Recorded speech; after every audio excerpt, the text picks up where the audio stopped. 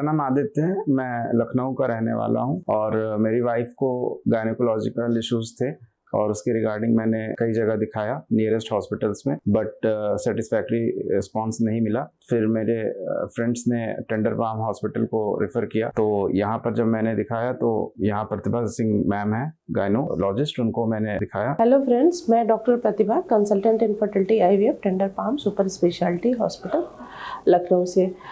दोस्तों, आज एक ऐसे केस हिस्ट्री या इनफर्टिलिटी की कहानी आज मैं सुनाऊंगी जो सेकेंडरी इनफर्टिलिटी था, यानी पेशेंट के ऑलरेडी एक बेबी था और सेकेंड प्रेगनेंसी वो 3 to 4 ईयर से ट्राई कर रहे थे, बट वो कंसीव नहीं हो पा रहे थे। और रीज़न क्या था? उनके बाइलेटरल ओवेरियन एंडोमेट्रियोमा थे, यानी उनके दोनों साइड की ओवरी में बड़े बड़े सिस्ट थे और जब भी उनको पीरियड्स आते थे तब उनको सिवियर पेन होता था और इतना अनबियरेबल होता था कि she has to come to hospital for treatment, injections, और इससे बड़ी उनको काफ़ी प्रॉब्लम्स थी।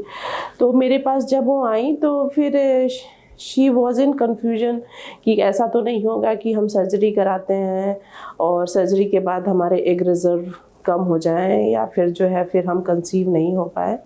लेकिन उन्हें मैंने काउंसिल किया लेप्रोस्कोपिक एंडोमेट्रियोमा रिमूवल के लिए और पेशेंट एग्री हुई और मैंने उनको ये भी काउंसिल किया कि आपकी ओवरी सेफ होगी, ऐसा नहीं होगा कि प्रॉब्लम आएगी एंड आप नेचुरल प्रेगनेंसी के लिए फिर से ट्राई कर सकते हो और ऐसा नहीं है कि आपको IVF या फिर कराना पड़ा अगर आपके ट्यूब्स पेटेंट रहे तो। पेशेंट रेडी हुआ और हमने उनकी बाइलेटरल एंडोमेट्रियोमा की सर्जरी की और सर्जरी के अराउंड मार्च पे मैंने उनकी सर्जरी की और सर्जरी के बाद पेशेंट के कम्प्लीटली पीरियड्स उनके नॉर्मल हो गए, पेन फ्री हो गया, एंडोमेट्रियोमा कम्प्लीटली रिमूव हो गया। और जनरली एंडोमेट्रियोमा की सर्जरी के बाद रिकरेंस के चांसेस होते हैं, but this patient responds very well और उनका कोई रिकरेंस नहीं हुआ। And after 2 months of this surgery हमने उनको इनफर्टिलिटी के लिए